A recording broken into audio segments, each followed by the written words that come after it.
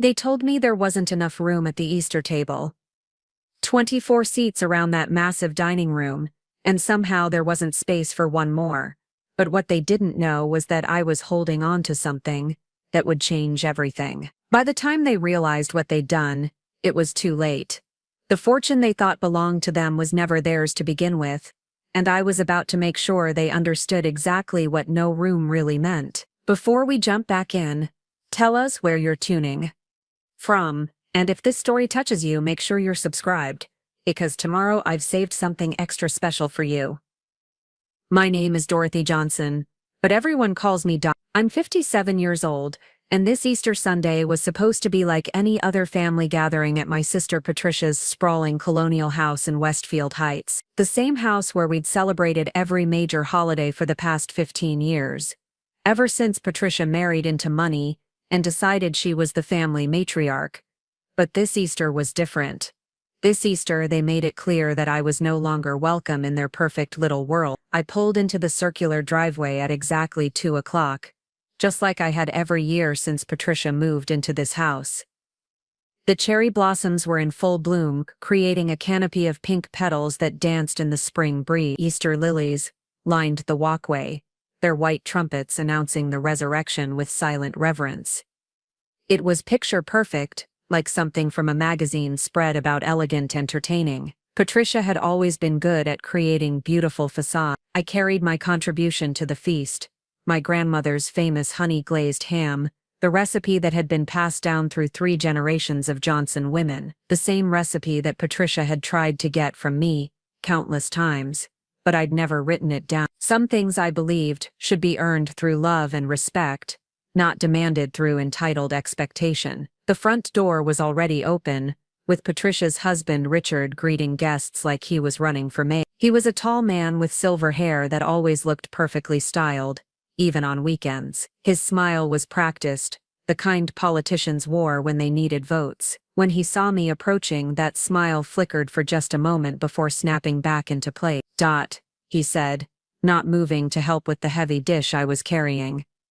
Patricia's inside. She'll want to talk to you. Something in his tone made my stomach tighten. It wasn't warm, it wasn't welcoming, it was the voice of someone delivering a message they'd rather not get. I nodded and stepped into the foyer, immediately hit by the scent of fresh flowers and Patricia's expensive perfume that always reminded me of department store cosmetic counters. The house was buzzing with activity. Patricia's twin daughters Madison and Morgan were setting up an elaborate Easter egg hunt in the backyard. They were 23 now, fresh out of college with degrees they'd never need, thanks to Richard's family money.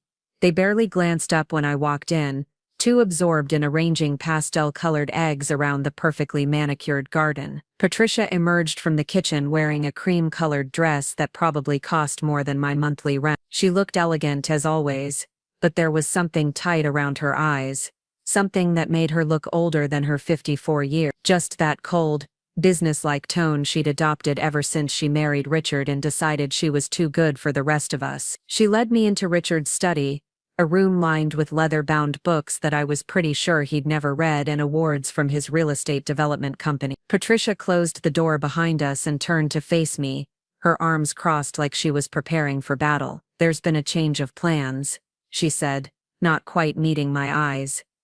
We're keeping today's gathering small, just immediate family. I stared at her for a moment, not understanding. I am immediate family, Patricia. I'm your sister. She shifted uncomfortably, finally looking at me directly. You know what I mean, married family. People with children. The celebration is really about the kids. And since you don't she trailed off, letting the implication hang in the air like smoke. The words hit me like a physical blow. Since I don't have what? A husband? Children? A trust fund? I'd been coming to these gatherings for 15 years, through Patricia's wedding, through the births of her daughters, through every milestone and celebration. I'd helped her set up this very house when they first moved in, spending my weekends painting walls and assembling furniture because that's what family does for each other. Patricia, what's really going on here? I asked, my voice quieter than I intended. She looked toward the window where we could see her husband's family gathering on the back terrace. His mother, Eleanor, was holding court in a wicker chair like some kind of Easter queen, surrounded by Richard's siblings and their perfect children. All of them dressed in pastels and pearls, all of them wealthy and connected and everything Patricia had always wanted to be. Eleanor thinks the table is getting too crowded, Patricia said finally, and she's not wrong. We've got 24 people already, and the dining room can only comfortably seat 24, I interrupted. You just said 24 people. That dining room has held 30 people before. I've seen it. Patricia's face flushed slightly. That was different. That was before. She stopped herself, but I could fill in the blanks. Before Eleanor decided I wasn't worth including. Before Patricia realized that having a sister who worked as a medical secretary didn't fit with the image she was trying to cultivate. Before what, Patricia? Before you decided you were ashamed of me. It's not about shame, she said quickly, but her voice wavered. It's about fit. Eleanor's family is very traditional. Very formal. They have certain expectations about what? About people who work for a living. About people who don't have trust funds and country club memberships. Patricia's silence was answer enough. I stood there in that expensive study, surrounded by leather and mahogany and the scent of money, and felt something inside me shift. It wasn't anger, not yet. It was something colder, more calculated. It was the feeling of finally seeing someone clearly for the first time. So this is it, I said. 15 years of family gatherings and now there's suddenly no room. Please don't make this harder than it has to be. Maybe next year. Next year. I laughed, but there was no humor in it. Next year, when Eleanor decides whether I'm acceptable enough for her dining room. Patricia looked genuinely pained. And for a moment, I thought she might change her mind. I thought she might remember that we used to share a bedroom as children, that I was the one who held her hair when she was sick with morning sickness, that I was the first person she called when she got engaged. But then Richard's voice drifted in from the hallway calling for her, and the moment passed. I'm sorry, she said, but she was already moving toward the door. I really am. I followed her out of the study, still carrying my grandmother's ham, like some kind of consolation prize. The house felt different now, like I was seeing it through new eyes. The expensive artwork on the walls, the fresh flowers arranged in crystal vases, the Persian rugs that cost more than my car, all of it felt like a performance, a carefully constructed illusion of happiness and success. Patricia disappeared into the kitchen without another word, leaving me standing in the foyer like an unwelcome salesperson. Through the French doors leading to the backyard, I could see the Easter celebration in full swing. Children running around in their Sunday best, adults sipping champagne, and laughing at jokes I couldn't hear. It looked warm and inviting from the outside, like the kind of family gathering I'd always imagined having. But I wasn't imagining anymore. I was seeing the truth. I was seeing that no matter how many holidays I showed up for, no matter how many times I helped Patricia through her crises, no matter how much history we shared, I would always be disposable. I would always be the one who didn't quite fit, who could be uninvited when it was convenient. I walked back to my car slowly, the ham dish feeling heavier with each step. The cherry blossoms were still falling, coating my windshield with pink petals like nature's confetti, but there was no celebration in my heart. There was only the cold, hard realization that I'd been naive for far too long. As I drove away from Patricia's perfect house in her perfect neighborhood,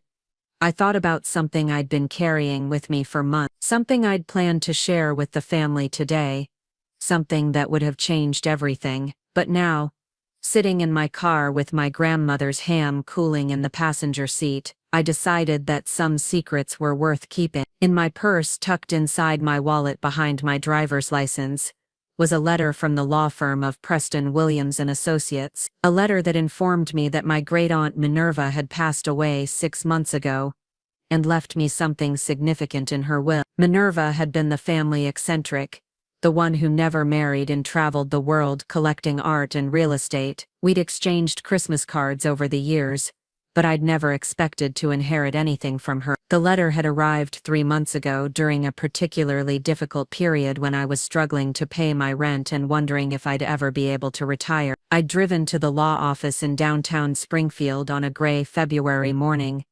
expecting to receive maybe a piece of jewelry or a small keepsake. What I found instead. Preparing and narrating this story took us a lot of time. So if you are enjoying it, subscribe to our channel. It means a lot to us. Now, back to the story. Changed everything. Minerva had left me her entire estate. Not just money though, there was plenty of. She'd left me her art collection, worth nearly $2 million.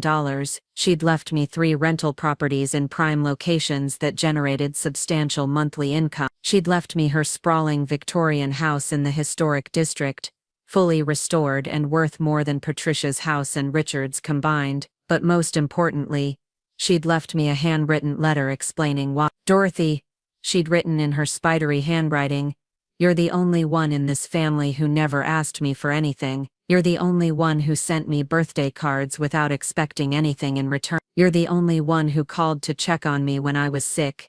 Not because you wanted something from my will, but because you cared. In a family full of people who mistake wealth for worth, you remained genuine. Everything I have is yours now. Use it wisely. And remember that true family isn't about blood. It's about love and loyalty. And showing up when it matters." I'd kept the inheritance quiet, not because I was ashamed of it, but because I wanted to tell the family properly. I'd imagined sharing the news at Easter dinner, maybe even offering to help Patricia and Richard with their mounting debt problems. Richard's real estate company had been struggling lately, and I knew they'd been borrowing against the house to maintain their lifestyle. I'd thought about generously offering to help, about being the kind of sister who showed up when family needed support. But sitting in my car outside Patricia's house, uninvited and unwanted, I realized how foolish that impulse had been. They didn't want my help, they didn't even want my presence. They wanted me to disappear, to pretend I didn't exist so they could play their games with Eleanor's family, without the embarrassment of acknowledging their middle-class roots. I pulled out my phone and scrolled through my contacts until I found the number for Margaret Preston, the lawyer handling Minerva's estate. It was Easter Sunday, but she'd given me her personal cell number and told me to call any time. I'd been putting off some of the final paperwork, partly because the whole situation still felt surreal, and partly because I'd been hoping to include my family in the celebration of this unexpected windfall. Now I had different plans entirely. Margaret answered on the second ring, her voice warm and professional even on a holiday. "How are you? I was wondering when I'd hear from you again." "I'm ready to move forward with everything," I said, watching through my rearview mirror as Patricia's guests continued their perfect Easter celebration. The property transfers, the art authentication, all of it. I want it handled as quickly as possible. "Wonderful," Margaret said, and I could hear papers rustling in the background. "I can have everything finalized by the end of the week. Are you sure you don't want to take more time to think about it? It's a significant change, going from your current situation to managing this kind of wealth." I thought about Patricia's face when she told me there wasn't room at the table. I thought about Richard's practiced smile and Eleanor's dismissive glances. I thought about 15 years of being treated like an obligation, instead of a sister. "I'm sure," I said. "And Margaret Curado, I want you to draw up a new will for me as well. Very specific instructions about who inherits what, and more importantly, who doesn't." Margaret was quiet for a moment.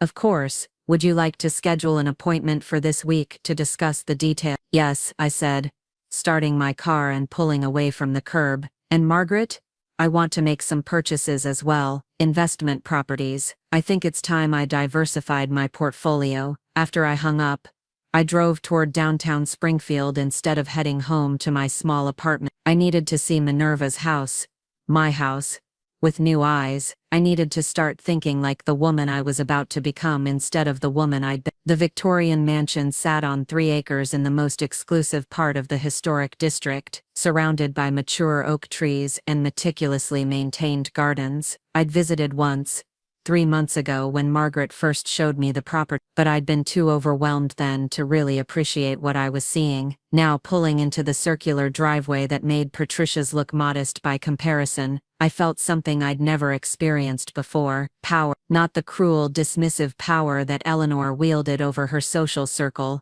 or the shallow, materialistic power that Patricia craved. This was different.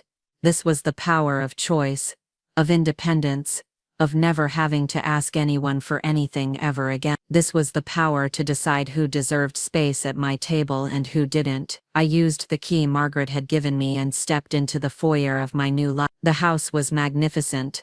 12 rooms of period details and modern conveniences, filled with artwork and antiques that represented a lifetime of careful collecting. Minerva had exquisite taste, and more importantly, she'd maintained everything perfectly. This wasn't just a house, it was a statement. I walked through the rooms slowly, imagining how I would make this space my own. The formal dining room could easily seat 30 people, with its massive mahogany table and matching sideboard. The kitchen was a chef's dream, with professional-grade appliances and enough space to cater a wedding. The library was lined floor to ceiling with first editions and rare books, many of them signed by authors whose names I recognized from college literature classes. But it was the morning room that spoke to me most. It faced east, with tall windows that would fill the space with golden light every sunrise. Minerva had used it as her office, and her desk was still positioned to take advantage of the view of the rose garden. I could imagine myself here,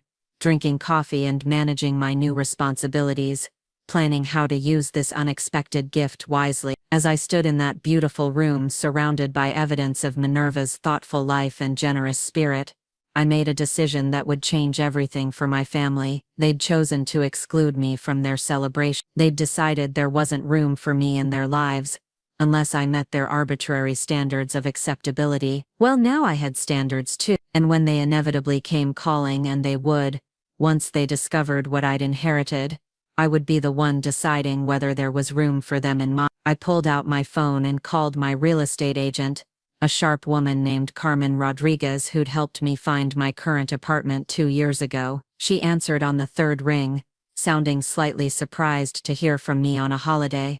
Everything okay? Carmen, I need you to do something for me, I said, walking over to the windows to look out at the rose garden. I need you to find out everything you can about a property at 847 Maple Ridge Drive in Westfield Heights, market value, mortgage information, recent comparable sales, everything. Carmen was quiet for a moment. That's a pretty specific request for Easter Sunday. Is this about a potential purchase? Something like that, I said. And Carmen, I need this information quickly. By tomorrow morning if possible. You've got it. Anything else? I thought about Patricia's perfectly arranged Easter celebration, about Eleanor's dismissive attitude, about Richard's practiced smile that never reached his eyes. I thought about 15 years of being grateful for scraps, when I should have been demanding better. Yes, I said, I want you to start looking for rental properties in the Westfield Heights area, specifically, properties that might come available due to financial distress, people who've been living beyond their means and might need to sell quickly. Carmen's voice perked up with interest. Sounds like you've come into some money. Good for you. Yes, I said, looking around Minerva's my beautiful house. I have, and I'm planning to use it very strategically. After I hung up with Carmen, I spent another hour walking through the house, making mental notes about what needed updating, and what I wanted to keep exactly as Minerva had left it. The art collection alone was breathtaking. Original paintings by artists I'd only seen in museums, sculptures that belonged in galleries, jewelry that looked like it should be displayed behind velvet ropes. But it was the personal touches that moved me most. Photos of Minerva's travels, letters from friends around the world, books with handwritten notes in the margins. This wasn't just wealth. It was a life well lived. It was evidence of someone who'd chosen quality over quantity, experiences over possessions, authenticity over appearances. I found myself in what had been Minerva's bedroom, a spacious room, decorated in soft blues and whites with windows overlooking the back garden. On her nightstand was a framed photo I hadn't noticed during my first visit. It was a picture of the two of us from my college graduation, taken 15 years ago. I remembered the day clearly. Patricia and my parents had been too busy to attend the ceremony, but Minerva had driven 3 hours to be there. She'd taken me to dinner afterward, and told me how proud she was of me for putting myself through school while working full-time. You have more grit than the rest of them combined, she'd said over dessert. Don't let them convince you that struggling makes you less worthy, it makes you stronger. I'd thought about those words many times over the years, especially during the difficult periods when I'd felt like I was barely keeping my head above water financially. But I'd never imagined that Minerva had been planning something like this, that she'd been watching and evaluating, and ultimately deciding that I was the one who deserved her life's work. I picked up the photo and studied Minerva's face. She'd been in her 70s then, but her eyes were bright with intelligence and humor. She looked like someone who understood the value of patience, of watching and waiting for the right moment to act. Well, now it was my turn to watch and wait, and when the right moment came, when Patricia and Richard inevitably found themselves in serious financial trouble, when Eleanor's family fortune proved insufficient to bail them out, when they finally realized they needed someone who genuinely cared about them, I would be ready. But first, I had some preparations to make. I locked up the house and drove to my apartment, a modest one-bedroom place that had served me well but now felt impossibly small. After spending the afternoon in Minerva's mansion, I had some phone calls to make, some research to do, and some very important decisions to finalize about my new will. The first call I made was to my bank, where I'd been a customer for over 20 years. I spoke to the manager, a kind woman named Susan, who'd helped me through several financial rough patches over the years, and arranged to transfer my accounts to a private wealth management firm that Margaret had recommended. Susan was genuinely happy for my change in circumstances, which reminded me how differently people treated you when they had nothing to gain from the relationship. The second call was to my landlord, giving him notice that I'd be moving out at the end of the month. He seemed surprised.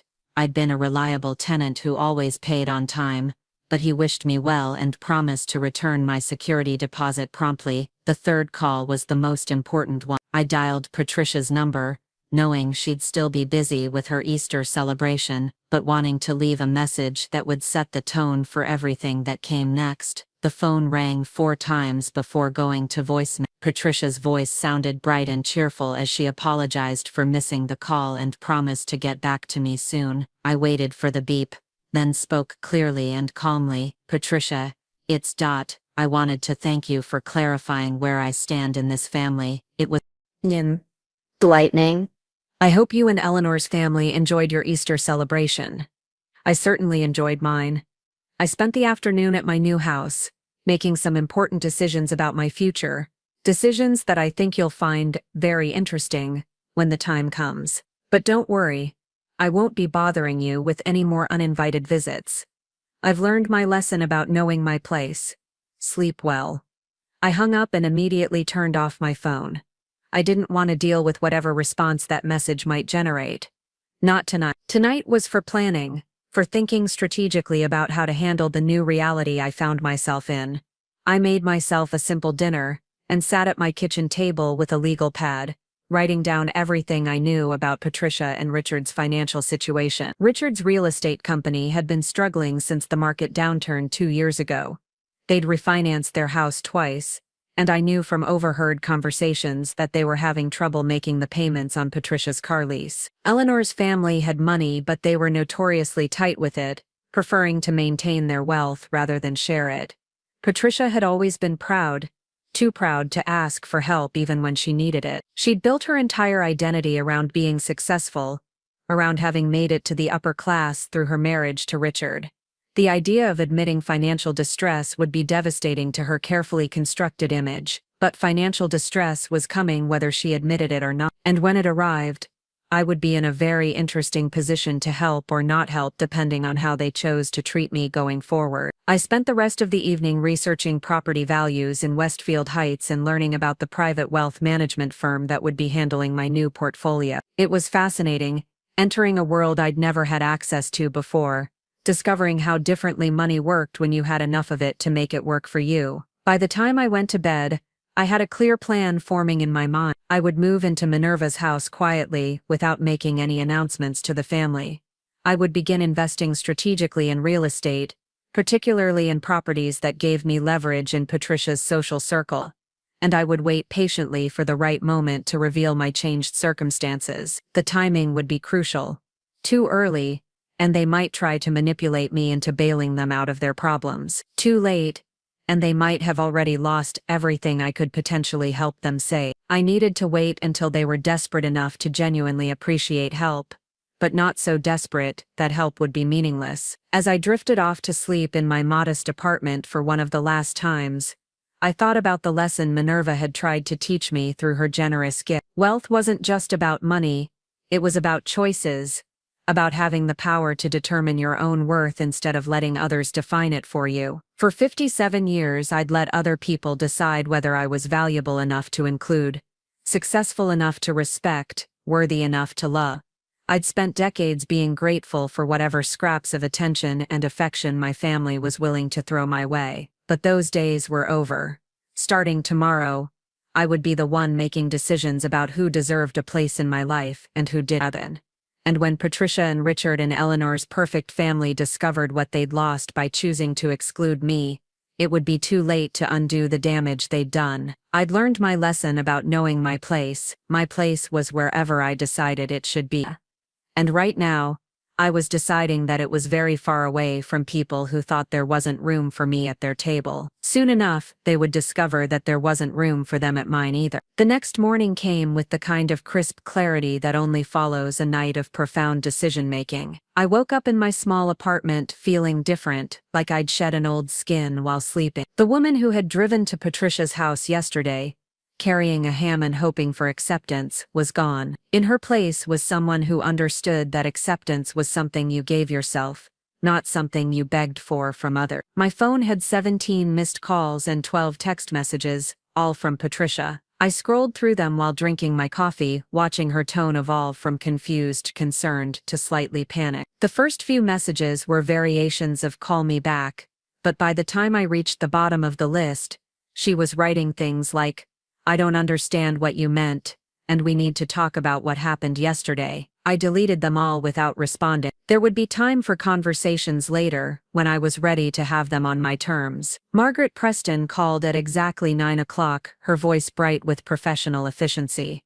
"I have excellent news. I was able to expedite all the paperwork over the weekend. Your inheritance is officially transferred, and I have the documentation ready for pickup. Are you available to come in this morning?" I was dressed and in my car within 20 minutes. The law offices of Preston, Williams & Associates occupied the top 3 floors of Springfield's most prestigious downtown building, a gleaming tower of glass and steel that reflected the morning sun like a beacon. I'd been intimidated by the building the first time I visited, but now I walked through the marble lobby with confidence, like I belonged in spaces designed for people with serious money. Margaret met me in the reception area.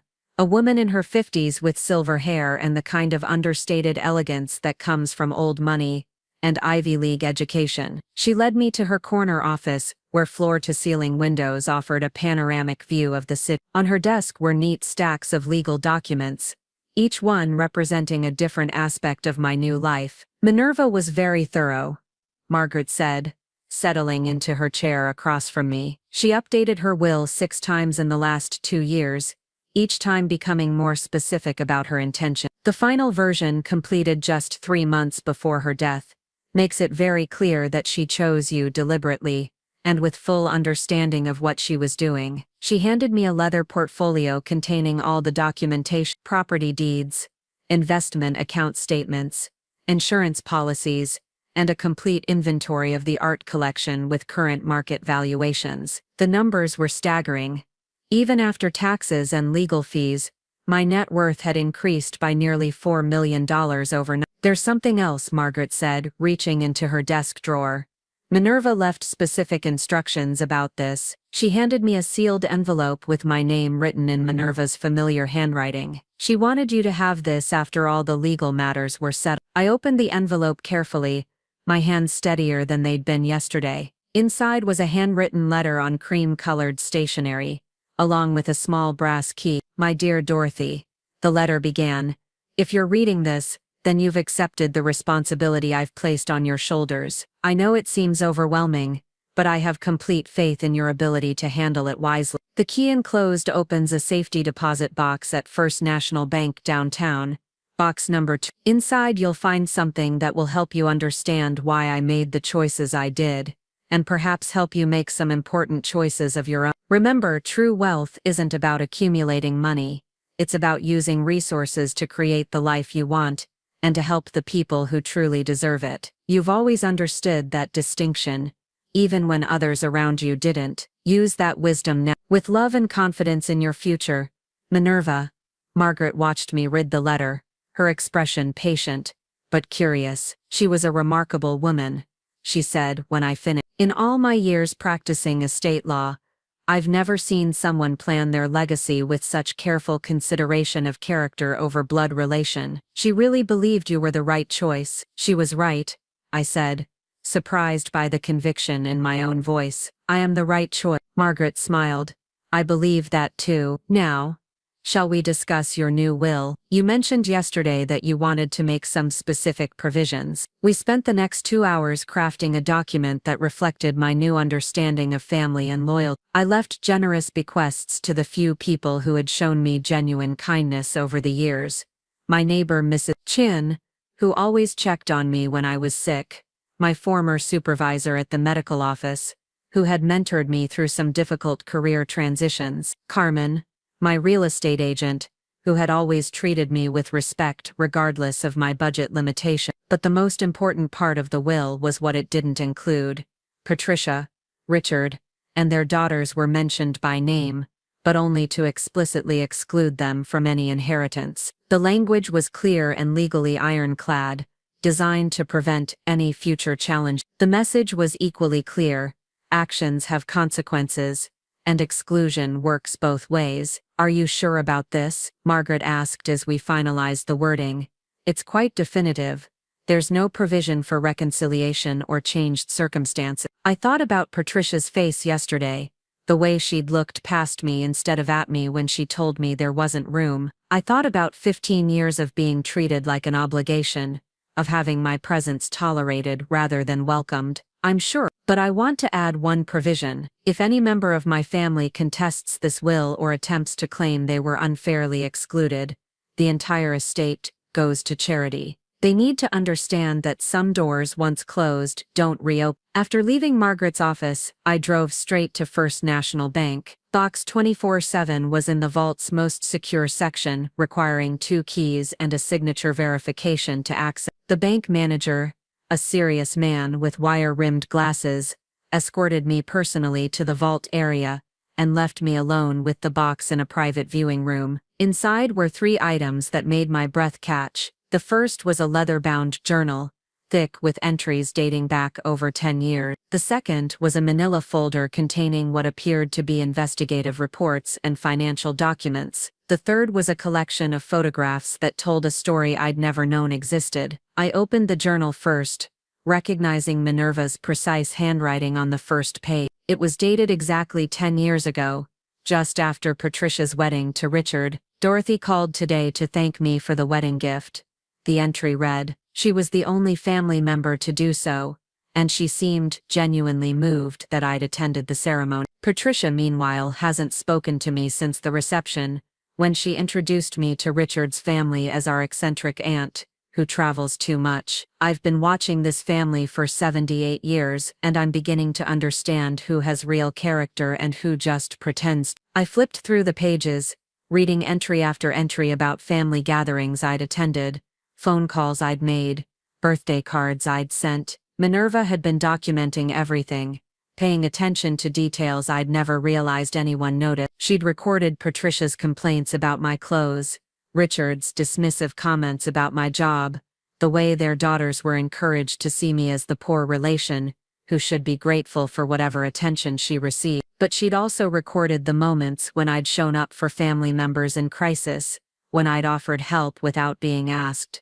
when I'd put the family's needs before my own even when it cost me financially. She'd seen everything, understood everything, and made her choice based on years of careful observation. The manila folder contained financial reports that explained why Patricia and Richard's situation was even more precarious than I'd realized. Minerva had hired a private investigator to look into their finances, not out of malice, but out of concern. The reports painted a picture of a couple living far beyond their means, accumulating debt they couldn't service, making increasingly desperate financial decisions to maintain their lifestyle. Richard's real estate company was technically bankrupt, kept afloat only by creative accounting and borrowed money. They'd already taken out a second mortgage on their house and were behind on payment. Patricia's car lease was in default and they owed significant money to several credit card companies. Eleanor's family knew about their problems, but had refused to help, viewing Richard's financial mismanagement as a character flaw that disqualified him from further support. The photographs were the most revealing of all. They showed Patricia and Richard at social events I'd never been invited to, charity galas and country club functions where they posed with Eleanor's family and other wealthy socialites. In every picture they looked tense, uncomfortable, like actors playing roles they hadn't quite mastered. The strain of keeping up appearances was visible in their forced smiles and Patricia's too bright laughter, but the final photograph was different. It was taken at a family barbecue 3 years ago, one of the last gatherings where I'd felt truly welcome. In the picture I was helping Patricia's daughters with an art project, all three of us laughing at something Madison had drawn. Patricia was in the background watching us with an expression I'd never noticed at the time, a mixture of sadness and longing, like she wished she could join us but didn't know how. I stared at that photograph for a long time, remembering the woman Patricia used to be before she married Richard and decided she needed to become someone else. She'd been fun once, spontaneous and creative and unafraid to be silly. She'd been the sister who stayed up all night with me when our grandmother was dying, the one who helped me practice job interviews when I was trying to get promoted, the one who cried with relief when I finally graduated from college. But that woman had disappeared somewhere along the way, replaced by someone who cared more about Eleanor's approval than her own sister's feelings, someone who would rather exclude family than risk social embarrassment, someone who had forgotten that the best parts of herself were the parts that couldn't be bought or performed. I closed the folder and leaned back in the bank chair, processing everything I'd learned. Minerva hadn't just left me her estate.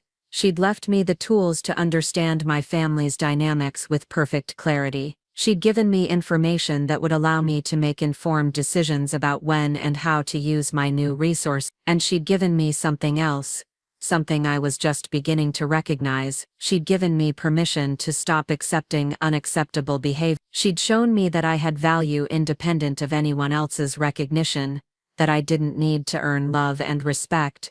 I deserved them simply by being who I was. When I left the bank, I felt like I was walking taller. The afternoon sun seemed brighter, the spring air cleaner. I had important work to do, and for the first time in my life I had the resources to do it properly. My first stop was Carmen's real estate office. She was waiting for me with a thick folder of information about properties in Westfield Heights, her dark eyes bright with curiosity about my sudden interest in expensive real estate. I have to ask, she said as I settled into the chair across from her desk. When we talked yesterday, you were living in a one-bedroom apartment and working as a medical secretary. Today you're asking about investment properties in one of the most exclusive neighborhoods in the city. Did you win the lottery or something? Something like that. I inherited some money from a great aunt. Quite a bit of money actually. Carmen's eyebrows rose, but she was too professional to pry further. She opened the folder and began laying out property listings and market analysis report. Based on your request, I focused on properties that might become available due to financial distress. The market's been tough on people who overextended themselves during the boom years. She showed me 3 properties that caught my attention immediately. The first was a colonial mansion 2 streets over from Patricia's house, owned by a couple who'd defaulted on their mortgage and were facing foreclosure. The second was a commercial property in downtown Westfield Heights that housed several upscale boutiques, currently owned by a small investment group that was rumored to be having cash flow problems. But it was the third property that made my pulse quicken. It was Patricia's house. Now, this one isn't officially on the market yet, Carmen said, lowering her voice, but I have reliable information that the owners are in serious financial trouble. They've missed 3 mortgage payments, and the bank is starting foreclosure proceedings. The couple might be motivated to sell quickly to avoid the damage to their credit rating. I studied the listing photos of Patricia's perfect house, the one where there hadn't been room for me at the Easter table. According to Carmen's research, Patricia and Richard owed more on the mortgage than the house was currently worth. They were underwater financially and drowning in debt they couldn't service. What would it take to purchase this property before it goes to foreclosure auction? I asked. Carmen pulled out her calculator. Well, you'd need to pay off the existing mortgage plus any accumulated penalties and fees. Then you'd need to negotiate with the owners for whatever equity they might have, though in this case that appears to be minimal. All told, you'd probably be looking at around $800,000. $800,000? 6 months ago, that amount would have seemed impossible, a sum so large I couldn't even comprehend it. Now it represented less than a quarter of my liquid assets, money I could spend without significantly impacting my overall financial position. I want to make an offer, I said. Carmen's eyes widened. Are you sure? This is a major purchase. Maybe you should take some time to think about it. Get a financial advisor involved. I've already thought about it, I said, and I have excellent legal and financial advice. I want to make an offer today contingent on a quick closing. Cash purchase. No financing contingency. Carmen stared at me for a moment, then shook her head with a smile. Okay then, let me make some calls and see what I can arrange. But whatever happened to you, whatever changed between yesterday and today, good for you. You deserve nice things. While Carmen worked her phone, making discreet inquiries about Patricia's situation, I walked to the window of her office and looked out at the busy street. People were going about their normal Monday afternoon routines, unaware that my world had completely transformed in the space of 24 hours. Yesterday, I'd been the family outcast, grateful for whatever scraps of inclusion were thrown my way. Today I was a woman with options, with power, with the ability to shape my own destiny. Carmen hung up her phone and turned to me with an expression of barely contained excitement. You're not going to believe that. I just spoke with their listing agent. Apparently they're so desperate to avoid foreclosure that they're willing to consider any reasonable offer. The bank has already started the legal process, and they need to close within 30 days or lose everything. What did you tell them? I told them I had a cash buyer who could close in 2 weeks. They want to set up a meeting for tomorrow morning. I nodded, feeling a strange sense of calm settle over me. Everything was falling into place with an almost supernatural precision, like the universe was finally aligning in my favor after years of working against me. Set it up, I said. But Carmen, I want you to handle all the negotiation. Don't mention my name until after we have a signed purchase agreement. This needs to stay confidential until the closing. Carmen grinned. I love a good mystery. Don't worry, I'll handle everything discreetly. That evening, I sat in my small apartment, surrounded by legal documents and real estate contracts, planning my next moves with the methodical precision of a chess master. I'd spent my entire adult life reacting to other people's decisions, accommodating their needs, accepting their judgment of my worth, but now I was the one making the moves, setting the terms, deciding how the game would be played. My phone rang around 8 o'clock. Patricia's name appeared on the screen, and after a moment's consideration, I decided to answer.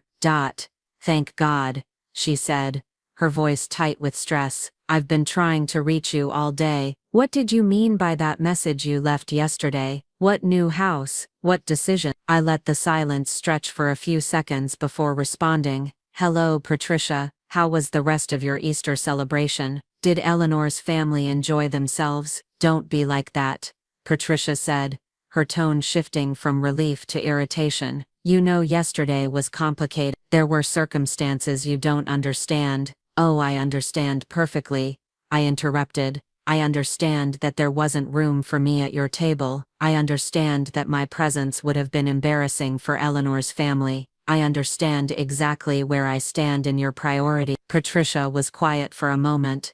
When she spoke again, her voice was smaller, less certain. You're my sister. Of course you matter to me. Yesterday was it was a difficult situation. Yes, it was, I agree. And it taught me some valuable lessons about family loyalty and respect. Lessons I'll be applying going forward. What does that mean? I smiled, though she couldn't see it. It means I'm finally learning to value myself the way I deserve to be valued. It means I'm making some changes in my life that will ensure I never have to beg for a place at anyone's table again.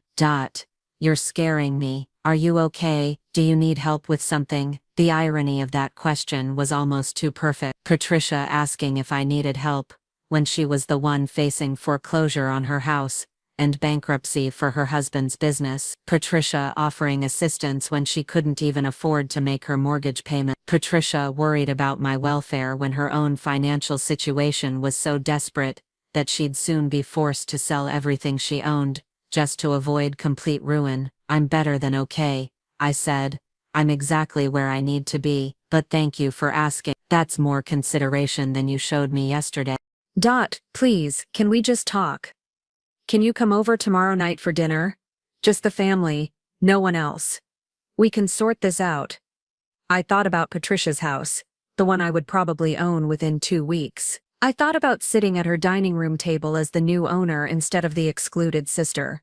I thought about the conversation we would have once she learned the truth about my changed circumstances. I don't think so, I said. I'm very busy with some new project, important decisions about my future. But don't worry, Patricia. When the time is right, we'll definitely have that conversation. I hung up before she could respond, then immediately turned off my phone. Tomorrow would bring new developments, new opportunities to position myself strategically for whatever came next. Tonight was for planning and preparation. I opened Minerva's journal and read a few more entries, learning more about the woman who had chosen to entrust me with her life's work. She'd been strategic too, patient and thoughtful in her approach to family relationships. She'd understood that sometimes the most loving thing you could do was refuse to enable destructive behavior, even when that refusal caused temporary pain. Love without boundaries isn't love at all, she'd written in one entry. It's codependency masquerading as virtue.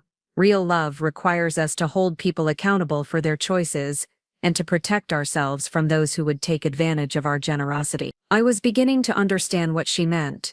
For years I'd enabled Patricia's treatment of me by accepting it without protest.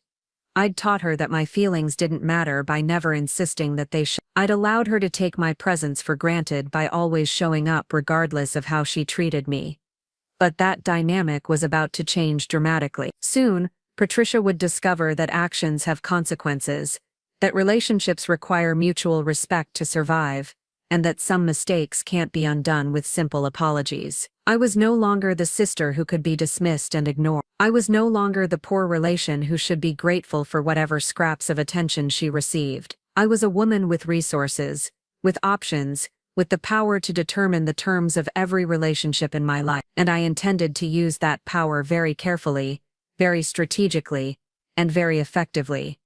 Tomorrow Carmen would begin negotiating the purchase of Patricia's house. Within 2 weeks I would own the property where I'd been told there wasn't room for me. Within a month, Patricia and Richard would be forced to face the consequences of their financial irresponsibility and their social pretension. And when that moment came, when they realized they needed help and turned to the family they'd always taken for granted, they would discover that I had learned my own lessons about having room at the table. The difference was, when I decided there wasn't room for someone, I had the power to make that decision stick. The morning meeting with Patricia and Richard's listing agent took place in a sterile conference room at Carmen's office, where desperation hung in the air like cheap cologne. Their agent, a nervous young man named Bradley, who kept checking his phone every few minutes, spread out documents across the polished table with the enthusiasm of someone handling contaminated material. My clients are very motivated to sell, Bradley said,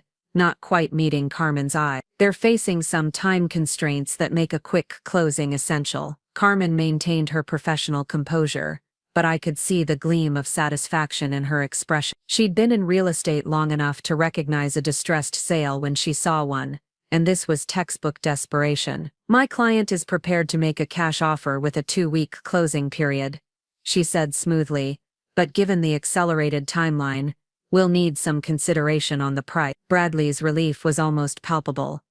What kind of offer are we talking about?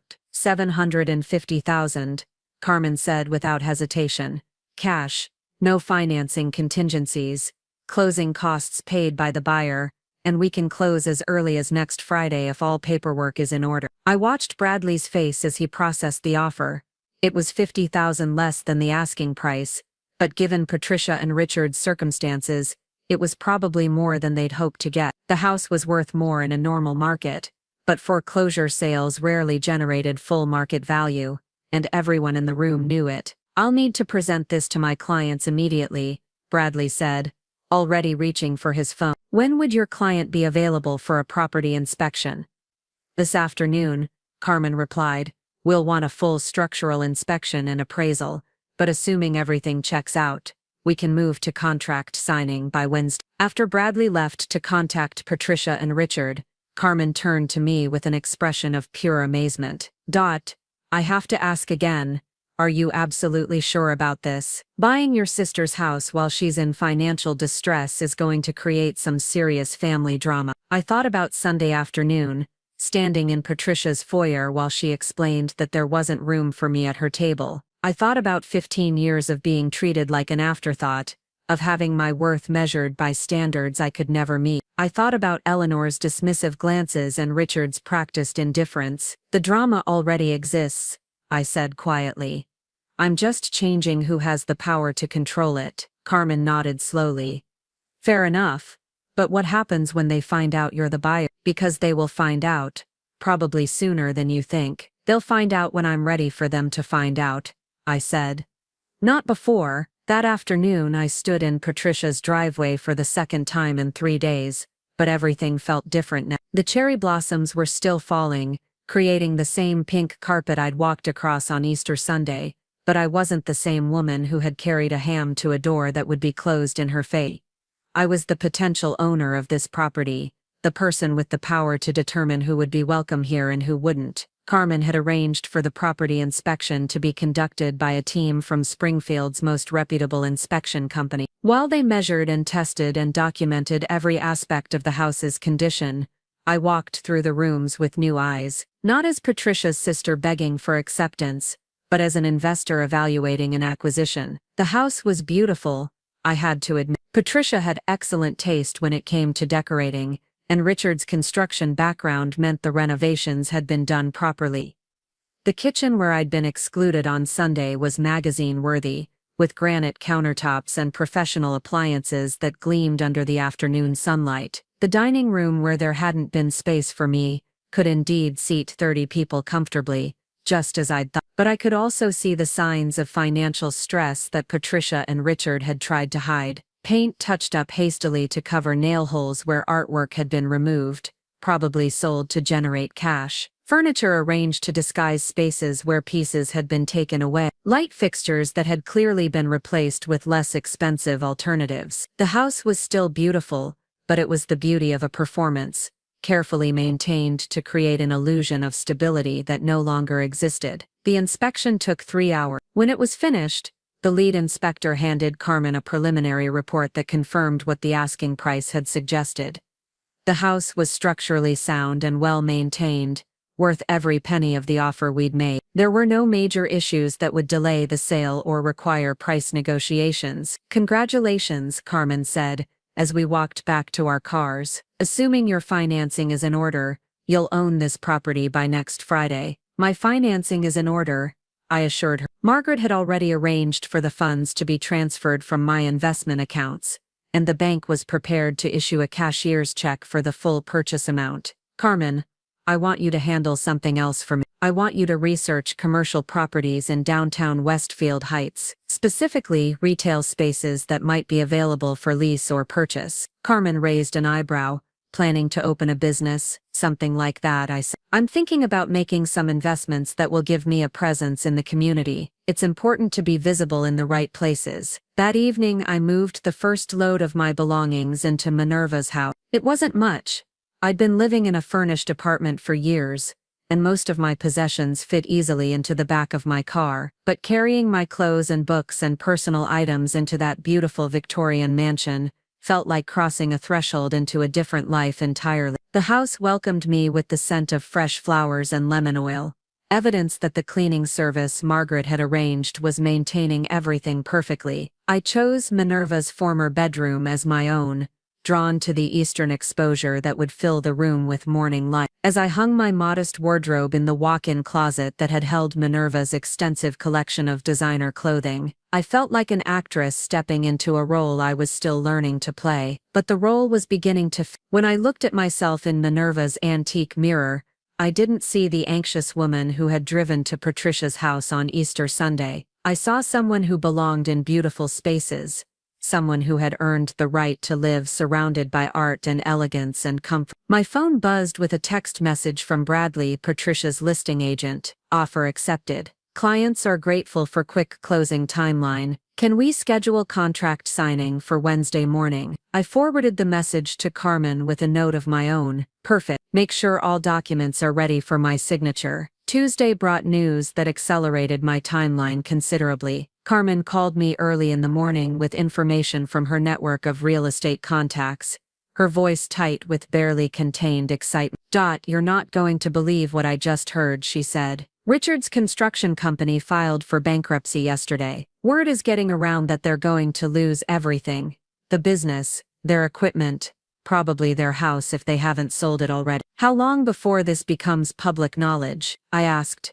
In a small community like Westfield Heights, maybe 48 hours before everyone knows. The bankruptcy filing will be in the public records, and Richard's competitors will make sure the information spreads quickly. I thought about Patricia's pride, her carefully constructed image, as the successful sister who had married well and achieved social status. The news of Richard's business failure would destroy that image overnight, would confirm what Eleanor's family had probably suspected all along, that Patricia and Richard were pretenders who had overextended themselves trying to maintain a lifestyle they couldn't afford. Carmen, I want to accelerate our closing timeline, I said. Can we close tomorrow instead of Friday?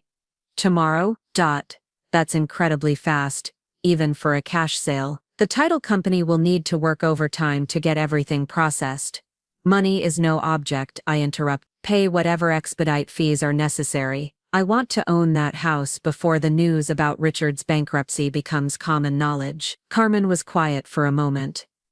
Okay, I can probably make it happen, but I have to ask why the rush. What difference does it make if we close tomorrow or Friday? I thought about Patricia's phone calls, the increasing desperation in her voice as she tried to reach me. I thought about the conversation we would inevitably have once she learned that I was the person who had bought her house. The person who now controlled the property where she'd told me there wasn't room, because timing is everything.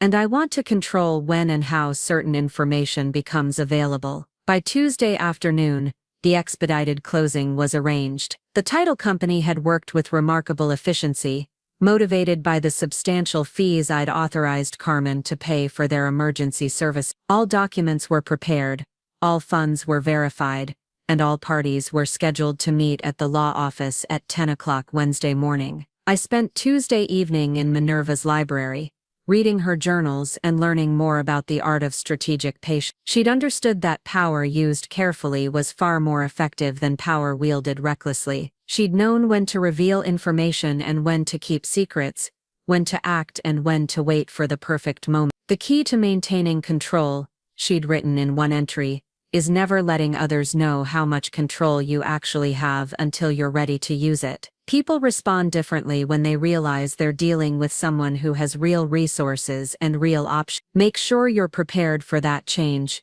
before you reveal your hand. I was beginning to understand what she meant. Once Patricia learned that I'd bought her house, everything between us would change forever. She would realize that I wasn't the poor relation she could dismiss and ignore. She would understand that I had resources that could help her family or destroy them, depending on how she chose to treat me going forward. But that revelation needed to happen at the right moment, in the right context, with the right preparation. I needed to be ready for her response, ready for the conversation that would determine whether our relationship had any future at all. Wednesday morning arrived with unseasonably warm weather, as if spring had decided to celebrate my transformation with sunshine and gentle breeze. I dressed carefully for the closing, choosing a navy blue suit that Minerva had left in the closet, designer quality but understated elegance. When I looked in the mirror, I saw a woman who belonged in boardrooms and law offices, someone who could negotiate from a position of strength. Carmen met me in the lobby of the title company's building,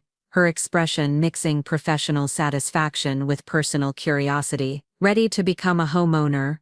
she asked as we rode the elevator to the third floor. "I've been ready for this my entire life," I just didn't know it until now. The closing took place in a conference room with windows overlooking downtown Westfield Heights. Patricia and Richard were already seated when Carmen and I arrived, both of them looking like they'd aged years in the past few days. Patricia's usually perfect hair was pulled back in a simple ponytail, and she wasn't wearing the expensive jewelry she typically displayed at social events. Richard had dark circles under his eyes and kept checking his phone with the nervous energy of someone expecting bad news. They looked up when Carmen and I entered, and I saw the exact moment when Patricia recognized me. Her face went through a series of expressions: surprise, confusion, and finally something approaching panic. She said, her voice barely above a whisper.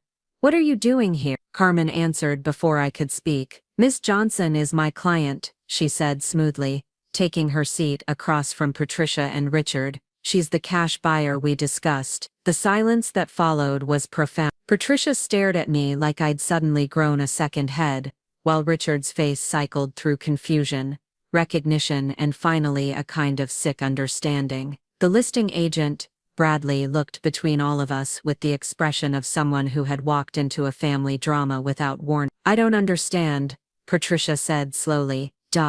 "You can't afford to buy our house. You work as a medical secretary. You live in a one-bedroom apartment. You don't have $750,000. I let the silence stretch for a moment before responding. "Actually, I do," I said calmly. "I have considerably more than that.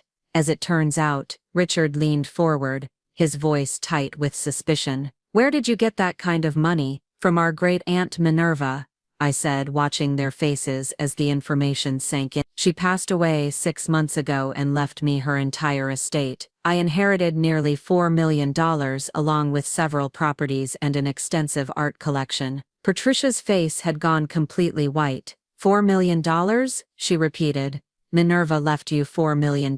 "She did," I confirmed. "Apparently she'd been watching our family for years, paying attention to how people treated each other. She decided I was the only one who had earned her trust and respect." The title company representative, a middle-aged woman with graying hair and a no-nonsense attitude, cleared her throat diplomatically. "Perhaps we should proceed with the closing documents," she suggested.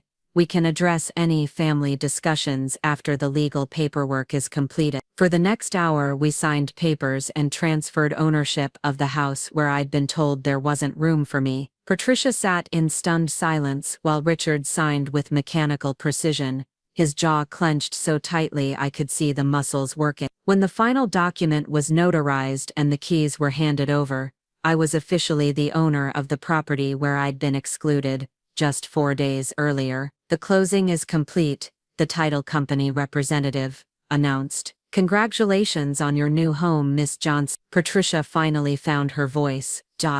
"We need to talk," she said, her tone mixing desperation with something that might have been anger. "This is insane. You can't just buy our house. We're family." I stood up slowly, tucking the keys into my purse with deliberate care. "You're right, Patricia. We do need to talk. But not here and not now. I'll be in touch when I'm ready to have that conversation." "When you're ready," Richard said, speaking for the first time since the closing began. "What's that supposed to mean?" I looked at him steadily, this man who had stood beside Patricia when she told me there wasn't room at their table. "It means exactly what it sounds like, Richard. I'll decide when and where we discuss this situation. I'll determine the terms of any future relationship we might have. Just like you determined that there wasn't room for me in your home." Patricia stood up abruptly, her chair scraping against the floor. "You can't be serious. You bought our house out of spite? Because of what happened on Easter?" "I bought your house because it was a good investment,"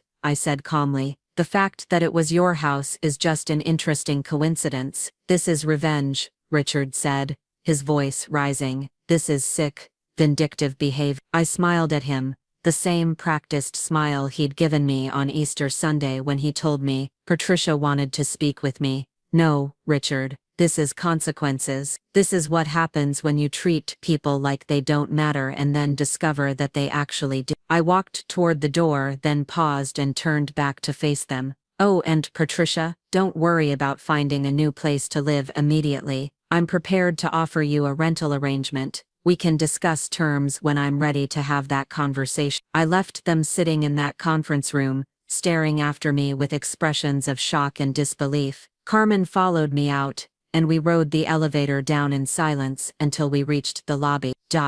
She said finally, that was either the most brilliant power play I've ever witnessed, or the most expensive family therapy session in history. Maybe both, I said, but it was definitely necessary. That afternoon I walked through my new property with a sense of satisfaction that went beyond mere ownership. This wasn't just about buying Patricia's house, it was about reclaiming my own power, about refusing to accept treatment that diminished my worth and dignity. I stood in the dining room where there hadn't been room for me on Easter Sunday, looking at the table that could easily seat 30 people. Soon I would host my own gatherings here. I would decide who was welcome and who wasn't. I would create the kind of family environment I'd always wanted, based on mutual respect and genuine affection rather than social status and financial calculation. My phone had been buzzing with calls and text messages from Patricia all afternoon, but I wasn't ready to respond yet. She needed time to process what had happened,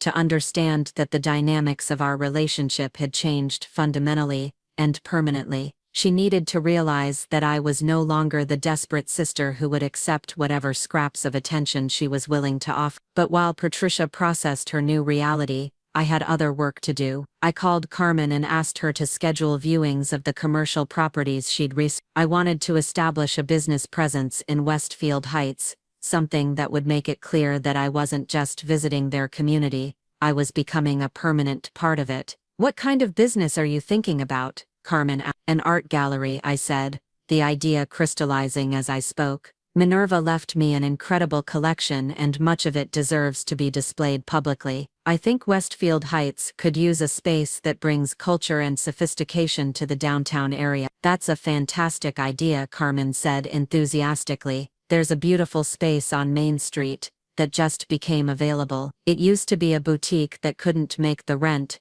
but it has excellent visibility and parking. Perfect, I said. Set up a viewing for tomorrow morning. That evening I sat in Minerva's library, my library, reading her journals and planning my next moves with the methodical precision of a chess master. The house purchase had been my opening gambit, establishing my financial credentials and demonstrating that I had resources Patricia had never suspected, but it was only the beginning of a longer strategy. I wanted more than just revenge. I wanted transformation. I wanted to create something positive and lasting from the pain of Easter Sunday's exclusion. I wanted to build a life so fulfilling and meaningful that Patricia's rejection would be revealed as the gift it had actually been. The catalyst that freed me from accepting less than I deserved. The art gallery would be my next move, a way to establish myself as a cultural force in the community where Patricia had always struggled to gain acceptance. Eleanor's family valued refinement and sophistication above all else. When they discovered that the poor relation they'd excluded from Easter dinner was now the owner of the town's premier art gallery, hosting events they would desperately want to attend, the social dynamics would shift dramatically. But first, I needed to have that conversation with Patricia. She needed to understand the new rules of our relationship, the boundaries I was setting, and the conditions under which reconciliation might be possible. She needed to hear directly from me that exclusion worked both ways, and that earning her way back into my life would require genuine change, not just desperate apologies motivated by financial need. I picked up the phone and dialed her number. She answered on the first ring, her voice tight with a mixture of hope and anxiety. Thank God. I've been trying to reach you all day. We need to talk about what happened today. This whole situation is crazy. You're right, I said calmly. We do need to talk, but we're going to do it on my terms. At my house, when I'm ready to have that conversation. Your house? Patricia's voice cracked slightly. You mean our house? The house where Richard and I have lived for 15 years. No, Patricia, I mean my house. The house I bought today with my money. The house where I will decide who is welcome and who isn't, just like you decided on Easter Sunday. The silence stretched between us for several seconds before Patricia spoke again, her voice smaller and more uncertain than I'd heard it in years. What do you want from us, Doc? I thought about that question for a moment, considering all the possible answers. What did I want? An apology? An acknowledgement of how badly they'd treated me? A promise that things would be different in the future? I want you to understand that actions have consequences, I said finally. I want you to realize that the way you've treated me over the years isn't acceptable, and it's not going to continue. I want you to decide whether you're capable of being the sister I deserve, or whether you're going to remain the person who thinks there isn't room for me at her table. Of course there's room for you, Patricia said quickly. Sunday was a mistake. I was under pressure from Eleanor's family, and I made a bad decision. I'm sorry. Sorry isn't enough anymore, I said. Sorry is what you say when you accidentally bump into someone at the grocery store. What you did on Sunday was deliberate. It was planned. It was cruel, and it was the culmination of years of treating me like I didn't matter. Patricia was crying now, soft sobs that carried through the phone line. Please, I know I've made mistakes, but we're family. We can work this out. Maybe we can, I said. But it's going to take more than apologies and promises. It's going to take genuine change, and I'm not sure you're capable of that kind of transformation. Tell me what you want me to do, she pleaded. Tell me how to fix this. I looked around Minerva's beautiful library, at the books and artwork and evidence of a life lived with dignity and purpose. I thought about the woman who had chosen to trust me with her legacy, who had seen potential in me that I'd never recognized in myself. I want you to think about who you've become, Patricia. I want you to ask yourself whether the person you are now is someone you're proud to be. I want you to decide whether Eleanor's approval is more important to you than your own integrity. And when you've figured that out, when you're ready to have an honest conversation about what kind of relationship we might have going forward, then we'll talk. When? She asked. When will you be ready for that conversation?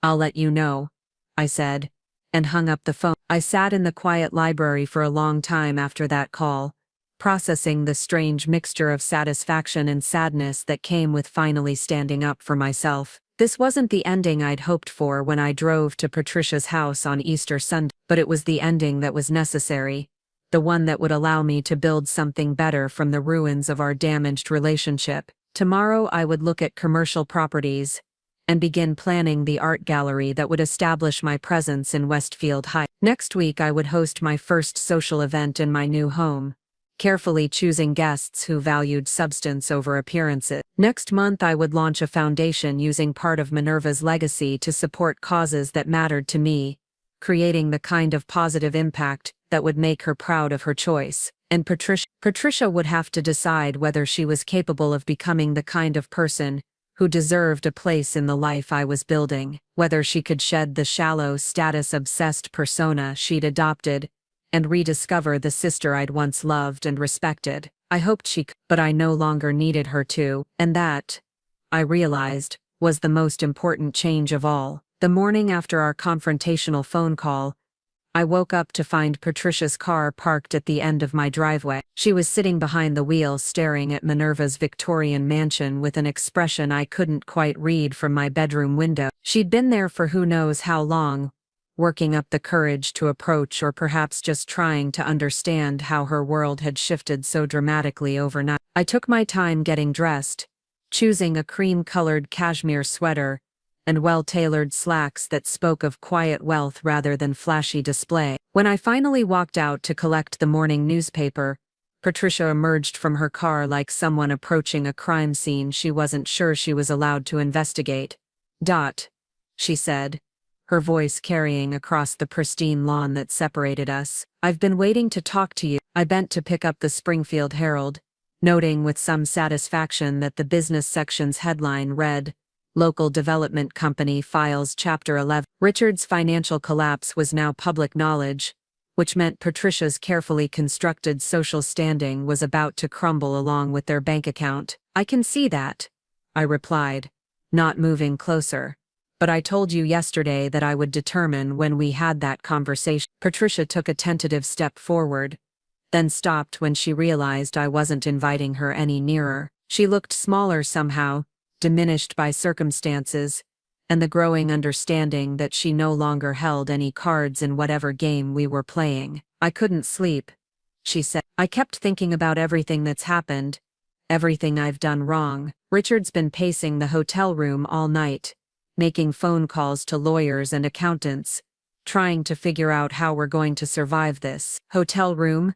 I asked, genuinely curious, despite myself. Patricia's face flushed with embarrassment. We can't afford to stay in the house while we look for something smaller. The mortgage payments alone would bankrupt us completely in 2 months. Richard's pride won't let him ask his family for help.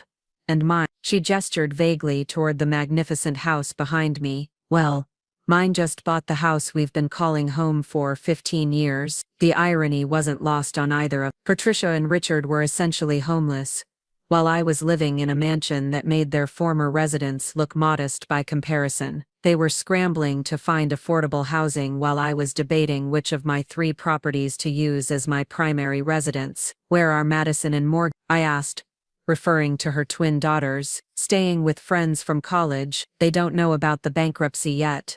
Don't know we've lost the house. I haven't figured out how to tell them that their trust funds are gone, that they'll need to find jobs instead of spending the summer in Europe like we'd planned. I felt a flicker of sympathy for my nieces, who were innocent victims of their parents' financial mismanagement and social pretensions, but I kept my expression neutral, waiting to see what Patricia was really after. I know I have no right to ask you for anything, she continued, her voice beginning to crack. I know I treated you terribly on Easter, treated you badly for years, but we're desperate. Richard's talking about bankruptcy, about losing everything. The girls' college tuition is due next month and we don't have it. She was crying now, not the delicate tears of someone seeking sympathy, but the raw, ugly sobs of genuine desperation. This wasn't the polished woman who had married into Eleanor's family and spent 15 years trying to belong in their rarefied social circle. This was someone whose carefully constructed world was collapsing around her, leaving her with nothing but the truth of her situation. What exactly are you asking me, Patricia? She wiped her eyes with the back of her hand, smearing mascara across her cheek in a way that would have horrified her a week ago. I'm asking for help. I'm asking you to loan us money to get back on our feet. I'm asking you to remember that we're family, that we shared a childhood, that there was a time when we loved each other. I stood there in my driveway, holding the newspaper that announced her husband's business failure, looking at my sister who had become a stranger over the year. The woman who had excluded me from Easter dinner was now begging for financial assistance from the same person she'd deemed unworthy of a place at her table. You want me to help you? I said slowly.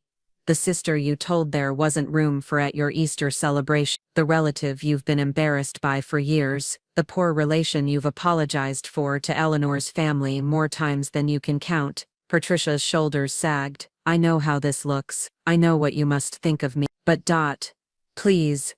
The girls don't deserve to suffer because of our mistakes. That was her strongest argument, and she knew it. Madison and Morgan were innocent in all of this, victims of their parents' choices rather than architects of their own downfall. But using them as leverage also revealed something important about Patricia's character. Even in desperation, she was still trying to manipulate rather than simply being honest about her own failures. The girls, I repeat, the same girls who haven't spoken to me in 2 years, because you've taught them to see me as the embarrassing aunt who doesn't fit with your new lifestyle. Patricia winced. That's not. I never told them not to speak to you. You didn't have to tell them direct. Children pick up on social cues, Patricia. They learn what their parents value by watching how they treat other people. You taught them that I wasn't worth their time or attention. I can change that, Patricia said quickly. We can change that. We can go back to being a real family, can we? I asked.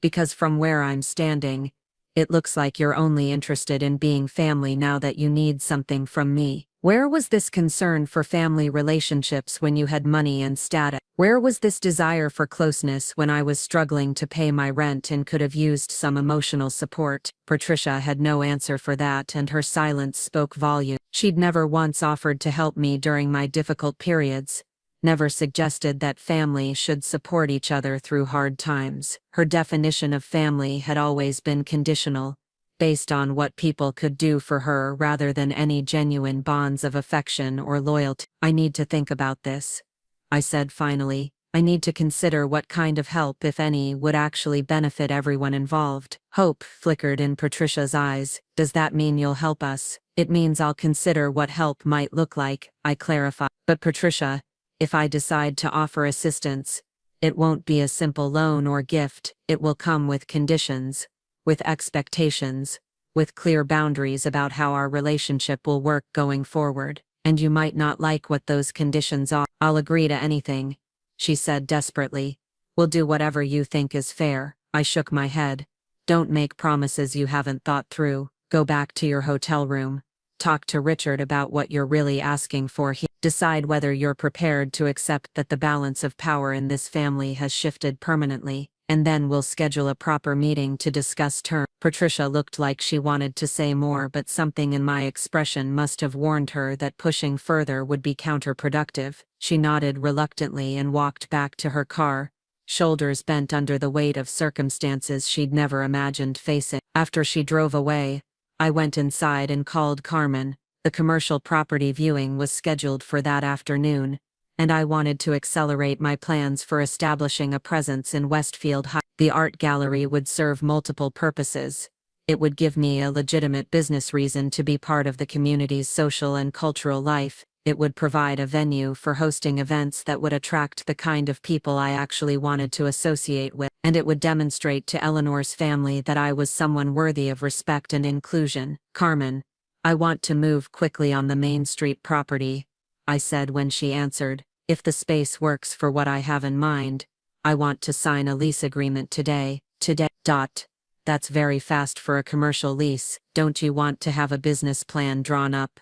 Maybe consult with an accountant about the financial projections. I have more than enough resources to make this work regardless of the financial projections, and I have a very clear vision of what I want to create. Sometimes speed is more important than extensive planning. The property on Main Street exceeded my expectation. It was a beautifully restored space with hardwood floors, exposed brick walls, and large windows that would showcase artwork perfectly. The previous tenant had been an upscale boutique that couldn't afford the rent, which meant the space already had the kind of sophisticated atmosphere I wanted for the gallery. The rent is $3,500 a month, the property manager explained as we walked through the space. That includes utilities and basic maintenance, but you'd be responsible for any modifications or improvements you want to make. $3,500 a month was more than I'd paid for my apartment for an entire year, but it represented less than 1% of my monthly investment income. The financial aspect was insignificant compared to the strategic value of having this location.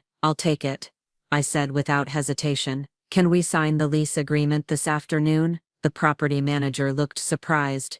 Don't you want to negotiate the terms? Most commercial tenants ask for modifications to the standard lease. The terms are acceptable as written, I said. I'd like to sign today and take possession immediately. I have some time-sensitive plans for this space. By 4 o'clock that afternoon, I was the proud lessee of 1,200 square feet of prime commercial real estate in downtown Westfield Heights. By 5 o'clock, I'd hired a local contractor to begin installing professional lighting and security systems suitable for displaying valuable artwork. By 6 o'clock, I'd placed orders for custom display cases and promotional materials, announcing the upcoming opening of the Minerva Johnson Gallery. Everything was happening faster than I'd originally planned, driven by a sense of urgency I couldn't quite explain. Perhaps it was the knowledge that news of my inheritance and property purchases would spread quickly through the community, and I wanted to control the narrative by presenting myself as a serious cultural contributor rather than just another wealthy newcomer. Or perhaps it was the realization that Patricia's desperation created an opportunity to reshape not just our relationship,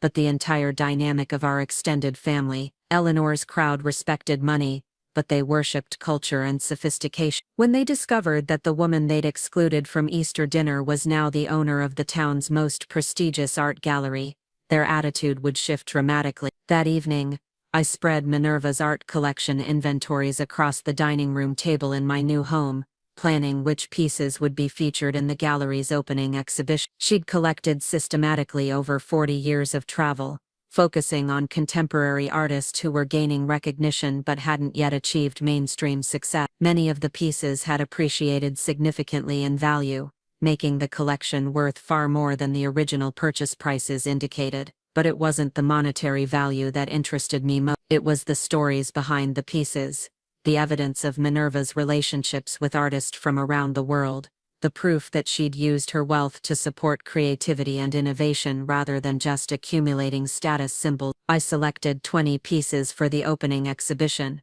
a carefully curated show that would demonstrate both the quality of the collection and my own taste and knowledge. The opening reception would be by invitation only, a sophisticated affair that would attract the attention of everyone who mattered in Westfield Heights' cultural and social circles. My phone rang while I was making notes about the exhibition layout. Richard's name appeared on the screen, and after a moment's hesitation I decided to answer. He said, his voice tight with controlled emotion. Patricia told me about your conversation this morning. I wanted to call and talk to you directly. I'm listening, I said, keeping my tone neutral. I want you to know that I take full responsibility for what happened on Easter Sunday. The decision to exclude you was mine, not Patricia's. She was caught between Eleanor's expectations and her loyalty to you, and I pushed her to choose Eleanor. This was interesting. Richard had never shown any indication that he cared about my feelings or Patricia's family relationship. His sudden acceptance of responsibility seemed calculated rather than genuine, like a negotiating tactic designed to improve their chances of receiving financial assistance. Go on, I said. I also want you to know that I understand the situation where I know we have no right to ask for your help after the way we've treated you, but we're drowning here. The bankruptcy will destroy any chance I have of rebuilding my business. We'll lose everything, including our ability to support the girls through college. And you think that's my problem to solve? Richard was quiet for a moment before responding. No, I think it's our problem to solve, but I'm hoping you might be willing to help us find a solution that works for everyone. What kind of solution did you have in mind? I don't know, he admitted. I'm out of ideas, out of options. Patricia thinks you might be willing to loan us enough money to settle the debts and start over. But honestly, I don't know how we'd ever pay you back. My business skills obviously aren't what I thought they were. His honesty was unexpected and more compelling than Patricia's emotional appeals. Richard had always been arrogant about his business acumen, confident in his ability to navigate complex deals and profitable investment. Admitting failure and incompetence couldn't have been easy for someone with his ego. Richard, can I ask you something directly?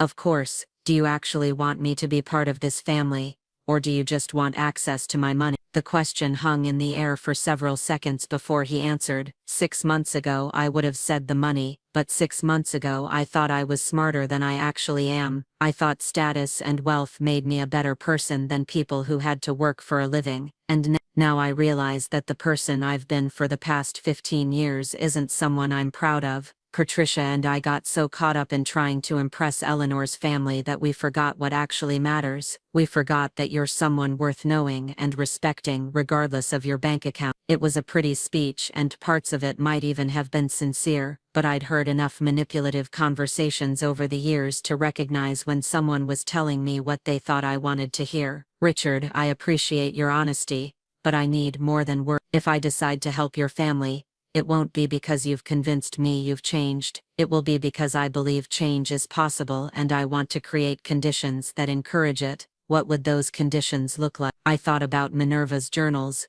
about her understanding that real transformation required both consequences and opportunities. Simply bailing Patricia and Richard out of their financial problems wouldn't teach them anything or create lasting change. But providing help that came with clear expectations and accountability might accomplish both goals. I'm not ready to discuss specific conditions yet, I said, but I will tell you this. Any assistance I provide will be earned, not given. It will come with expectations about how you treat other people, how you prioritize relationships over appearances, how you demonstrate respect for family members regardless of their social status. We can do that, Richard said quickly. Don't make promises you haven't thought through, I warned, echoing what I'd told Patricia earlier. Think carefully about what you're agreeing to, because if I decide to help and you fail to meet the conditions, there won't be a second chance. After ending the call with Richard, I poured myself a glass of wine and sat in Minerva's library, surrounded by evidence of a life lived with purpose and dignity. The books on these shelves represented decades of learning and growth. The artwork on the walls spoke of relationships with creative people around the world. The letters in her desk drawers revealed a woman who had used her resources to make a positive difference in countless lives. I wanted to build something similar, but I also wanted to use this unexpected inheritance to heal the fractures in my own family, if healing was possible. Patricia and Richard would need to demonstrate genuine change rather than just desperate compliance, but perhaps the crisis they were facing would create an opportunity for authentic transformation. The next morning brought news that accelerated my timeline once again. Carmen called early to inform me that word of my property purchases and art gallery plans was spreading through Westfield Heights faster than she'd anticipated. You're the talk of the town, she said, barely containing her excitement. Eleanor Whitmore called my office this morning asking about your background and your plans for the gallery. Apparently she's heard that you have some museum-quality pieces in your collection. Eleanor calling about me was significant. She was the unofficial cultural arbiter of Westfield Heights, the woman whose approval could make or break social and business ventures in the community. The fact that she was showing interest in my gallery meant that my strategy was working. I was being seen as someone worth knowing rather than someone to be dismissed. What did you tell her?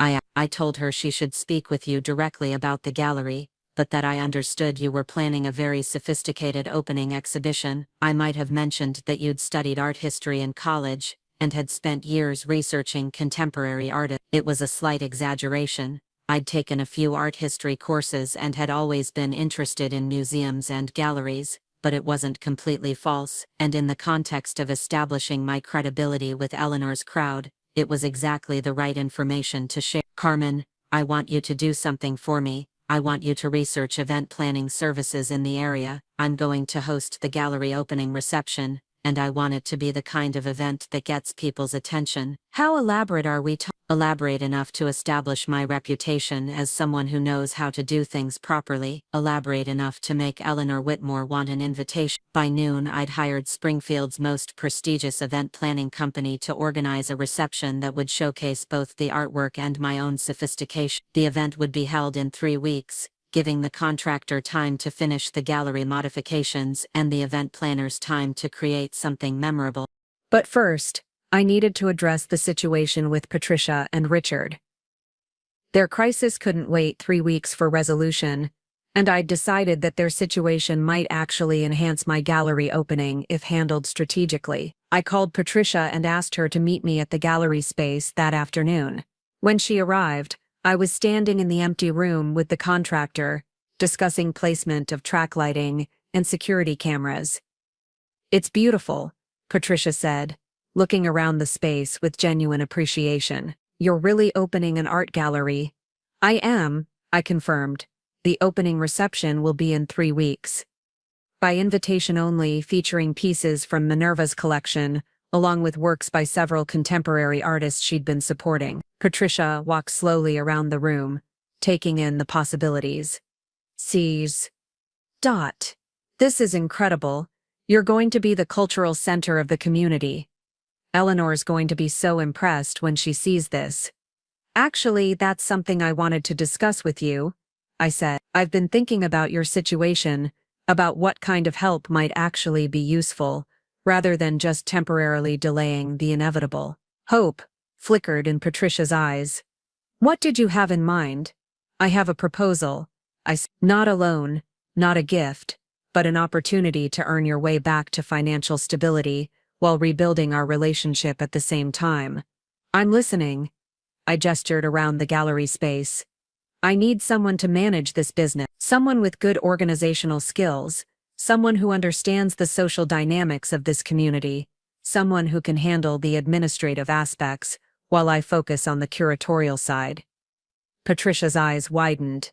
You're offering me a job? I'm offering you a position as gallery manager, with a salary that would cover your basic living expenses and allow you to start rebuilding your financial foundation. The position would also come with a small apartment above the gallery, which would solve your immediate housing problem. She stared at me for a moment, processing the implications. I don't know anything about running an art gallery. But you know about event planning, about managing social situations, about presenting things in the best possible light. Those are exactly the skills I need. The art knowledge can be learned. What would you expect from me? I'd been thinking about this since my conversation with Richard the night before, considering what conditions would create real accountability while offering genuine opportunity for redemption. Complete honesty about your finances and your mistakes. A commitment to treating me and everyone else who works here with respect and dignity. Active participation in rebuilding our family relationships based on mutual support rather than social status. And most importantly, a willingness to acknowledge publicly that you were wrong about excluding me from Easter dinner. Patricia was quiet for a long moment, considering the offer and its implications. You want me to apologize publicly? I want you to demonstrate that you've learned something from this experience, that you understand why your behavior was wrong and are committed to being better, going forward. And if I agree to all of this, then you'll have stable employment, decent housing, and the opportunity to rebuild your life with dignity. More importantly, you'll have the chance to be the sister I always hoped you could be. Patricia looked around the gallery space again, then back at me. What about Richard? What about the girls? Richard will need to find his own path forward. I'm not offering to solve all of his problems, just to provide you with an opportunity to solve yours. As for Madison and Morgan, if they want to rebuild relationships with me, they're welcome to try, but they'll need to earn that, just like everyone else. This is a lot to process, Patricia said slowly. Take your time, I said. But not too much time.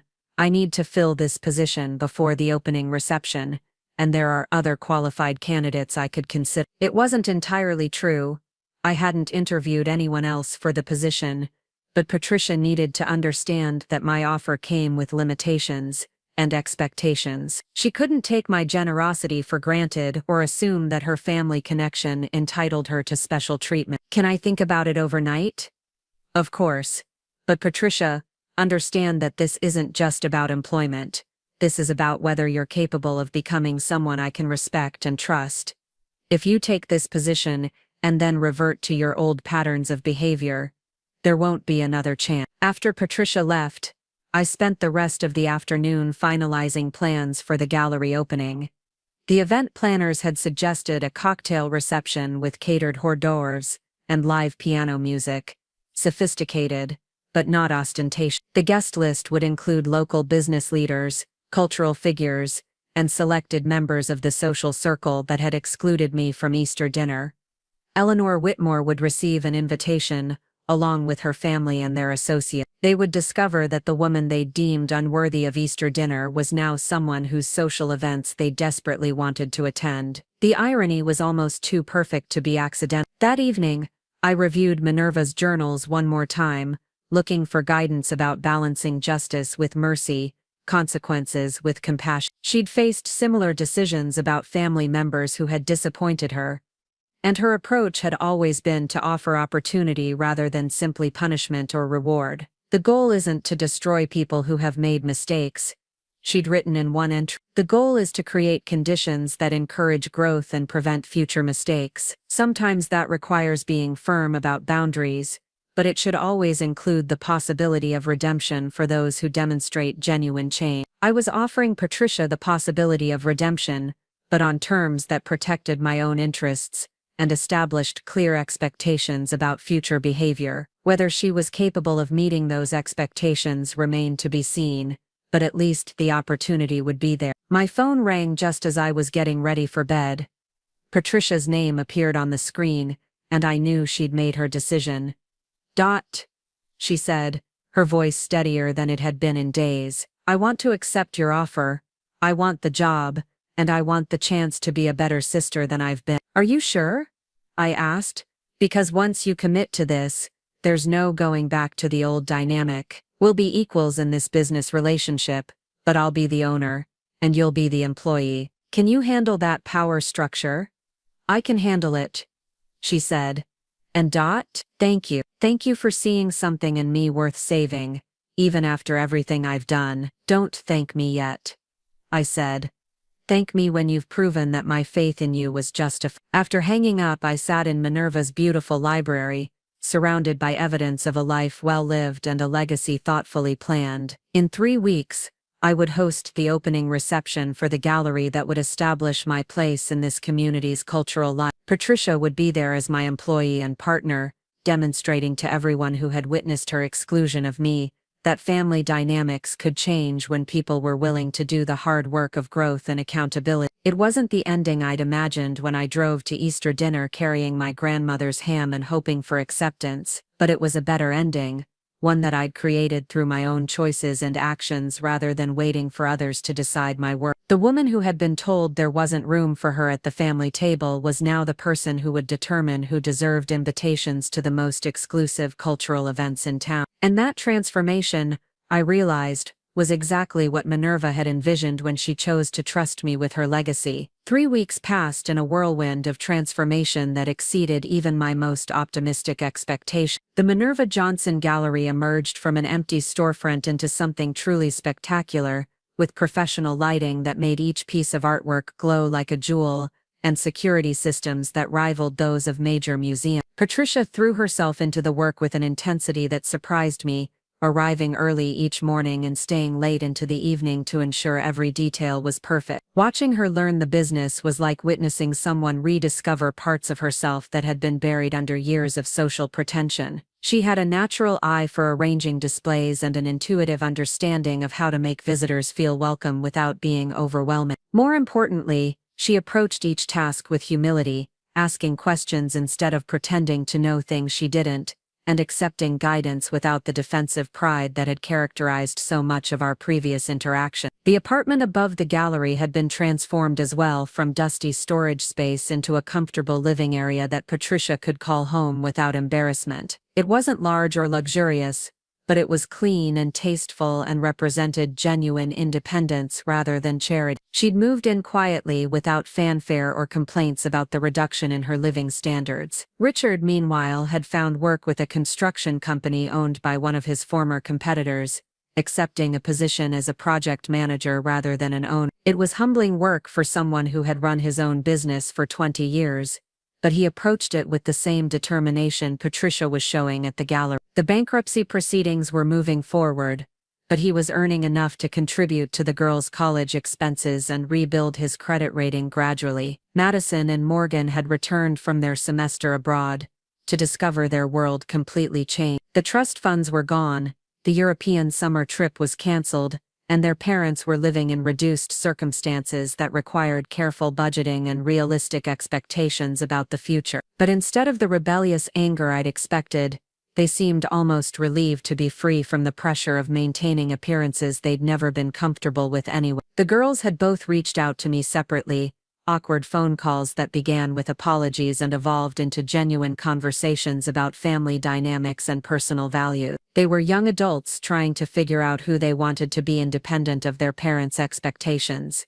and they seemed genuinely interested in getting to know their aunt as a person rather than just a distant relative they'd been taught to tolerate. The opening reception for the gallery was scheduled for a Friday evening in early May, when the spring weather would be perfect for the kind of elegant outdoor component I'd planned. The guest list had grown to include nearly everyone who mattered in Westfield Heights cultural and social circles, along with several art critics from Springfield and even a few collectors from larger cities who had heard about Minerva's collection. Eleanor Whitmore had not only accepted her invitation but had called personally to express her excitement about the gallery and her admiration for what I was creating. The woman who had influenced Patricia to exclude me from Easter dinner was now treating me like a valued addition to the community, someone whose cultural contributions she genuinely respected and wanted to support. The transformation in Eleanor's attitude was emblematic of how quickly social dynamics could shift when circumstances changed. Money alone hadn't earned her respect, but the intelligent use of resources to create something beautiful and meaningful had convinced her that I belonged in their circle. She'd even volunteered to write a piece about the gallery for the local society magazine, describing it as exactly the kind of sophisticated cultural venue the community had been missing. On the morning of the opening reception, I stood in the gallery surrounded by Patricia and the event planning team, making final adjustments to lighting and display arrangement. The space looked magnificent, with 20 carefully selected pieces from Minerva's collection arranged to create natural conversation areas where guests could examine the artwork while socializing comfortably. The centerpiece of the exhibition was a stunning contemporary sculpture that Minerva had commissioned from an artist in Florence, a piece that represented the intersection of classical techniques with modern sensibility. It was exactly the kind of sophisticated artwork that would impress Eleanor's crowd while demonstrating my own knowledge and taste.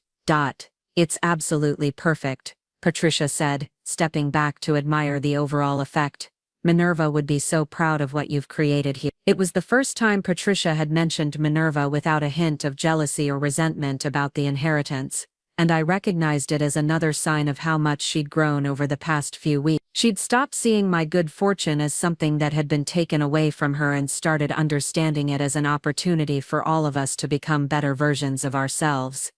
She would have loved seeing you work so hard to make this succeed, I replied. She always believed that people could change if they were given the right opportunities and incentives. The catering staff arrived at noon to begin setting up the refreshment station, bringing equipment for an open bar and trays of sophisticated hors d'oeuvres that would complement the artistic atmosphere without overwhelming it. The pianist who would provide background music arrived shortly after to test the acoustics and practice the selection of classical pieces I'd requested.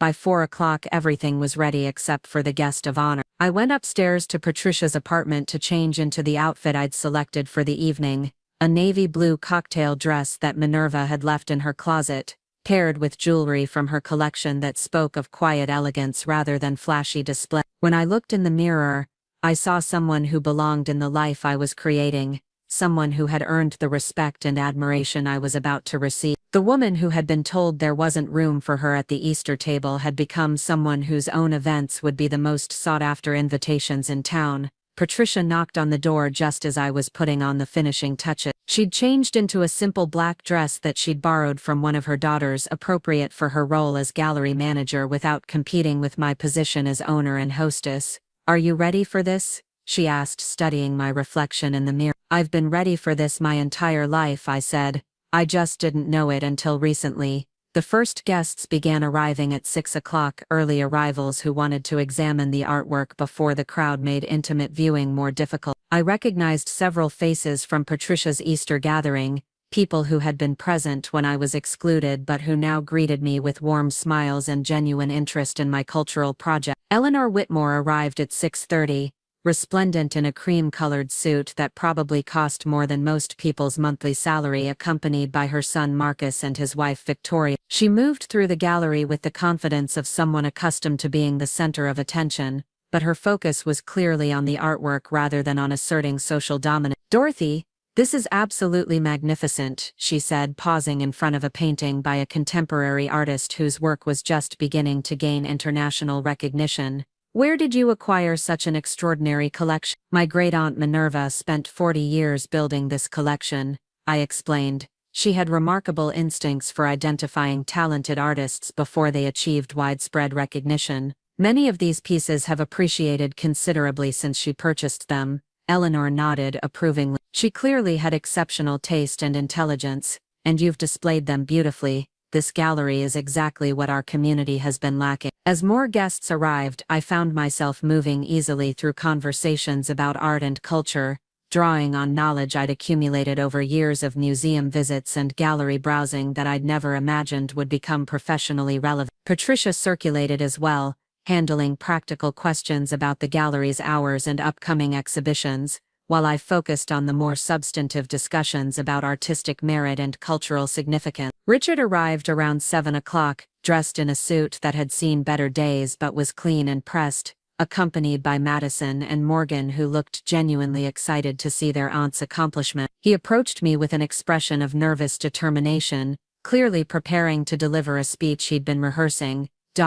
I wanted to publicly apologize for my behavior on Easter Sunday, he said, his voice carrying far enough for nearby guests to hear. I made a terrible decision based on shallow priorities, and I'm ashamed of how I treated you. You deserved better from all of us, and I'm grateful that you've given us the opportunity to make amends. The conversations around us quieted as people registered what was happening, but instead of awkward tension, there was a sense of witnessing something meaningful and authentic. Richard's apology was clearly genuine, delivered without self-pity or attempts at justification, and the guests who heard it seemed moved by his honesty and humility. "Thank you, Richard," I said simply. "I appreciate your honesty, and I'm glad we've been able to move forward positively." The evening continued with a steady stream of compliments about the artwork, the gallery space, and my vision for creating a cultural center that would benefit the entire community. Several people mentioned that they were already looking forward to future exhibitions,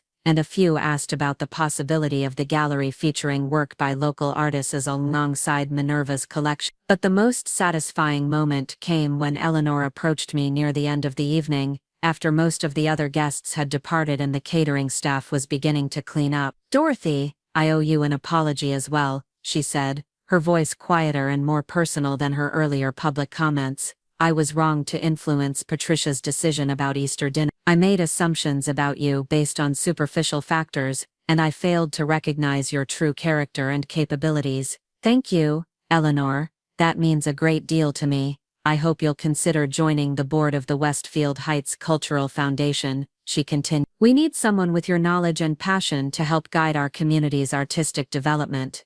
It was an invitation that would have seemed impossible 3 weeks earlier, when I was the excluded sister grateful for whatever scraps of acceptance might be thrown my way. Now it was being offered as recognition of my legitimate qualifications and contributions, a position I'd earned through my own efforts rather than family connections or social manipulation.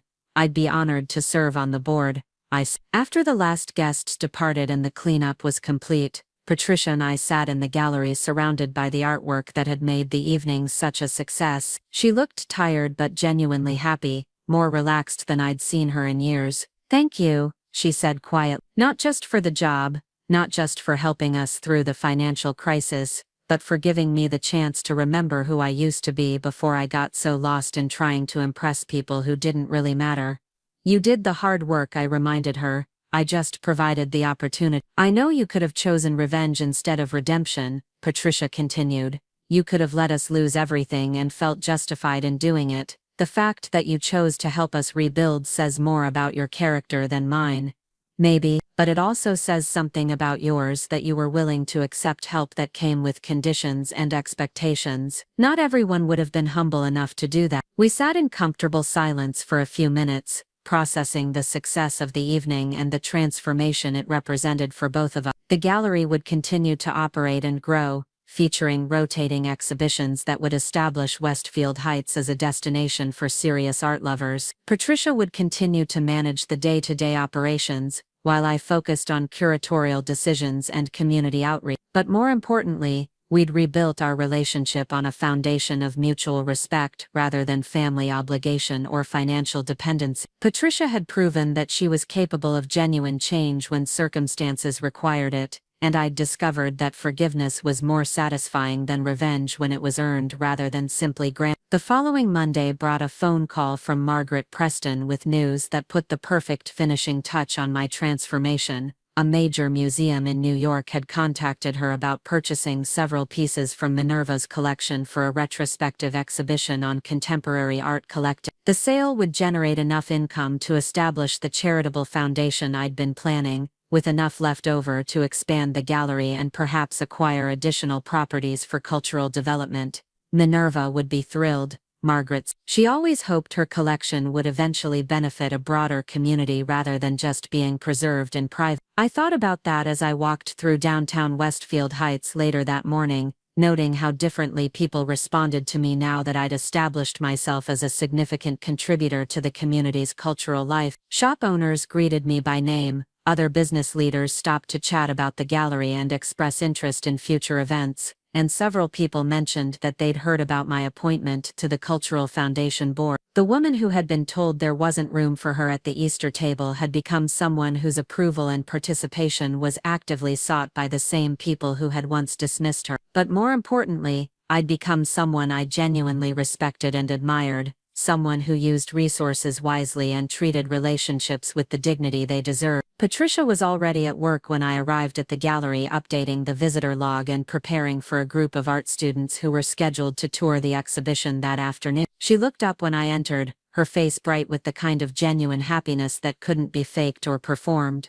"The review in this morning's Springfield Herald is incredible," she said, holding up the newspaper. "They're calling it the most sophisticated cultural addition to the region in decades." I skimmed the review, written by the art critic who had attended the opening reception. It praised not only the quality of the artwork but also the thoughtful curation and the elegant presentation that made the gallery accessible to both serious collectors and casual admirers. But the final paragraph was what made me smile. It noted that the gallery was operated as a partnership between the owner and her sister, describing it as an example of how family businesses could thrive when based on mutual respect and shared vision rather than mere blood relation. The critic had unknowingly captured the essence of what I'd been trying to create, not just a successful business or cultural institution, but a demonstration that relationships could be rebuilt and strengthened when people were willing to do the difficult work of acknowledging mistakes and committing to better behavior. That afternoon, as I watched Patricia expertly guide the art students through the exhibition, explaining the historical context and artistic techniques,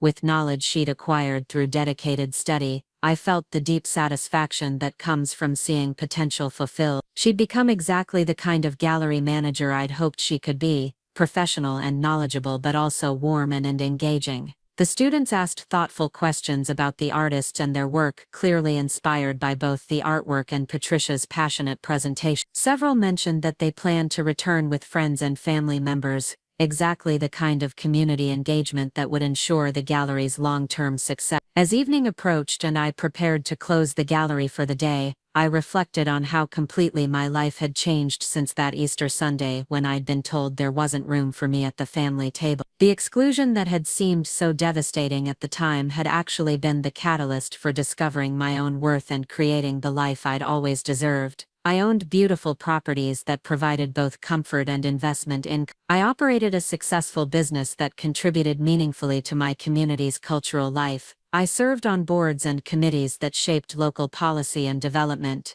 I'd rebuilt relationships with family members based on mutual respect rather than obligation or need. Most importantly, I'd learned that acceptance and belonging weren't things to be begged for or earned through diminishing myself to fit other people's expectations. They were things I could create for myself by living with integrity and using my resources to build the kind of community I wanted to be part of. The woman who had driven away from Patricia's house carrying an unwanted ham and a wounded heart had become someone who hosted the most anticipated cultural events in town, someone whose opinion was sought and valued, someone who had transformed rejection into the foundation for a rich, more meaningful life. As I locked the gallery door and walked to my car, I noticed Patricia watching from her apartment window above. She waved and smiled, a gesture that spoke of gratitude and affection rather than the desperate need that had characterized our interactions just weeks earlier. We'd both become better versions of ourselves through this process, proving that sometimes the most painful experiences can become the most valuable gifts if we're willing to use them as opportunities for growth rather than excuses for bitterness. The cherry blossoms were blooming again, as I drove through Westfield Heights toward my Victorian mansion,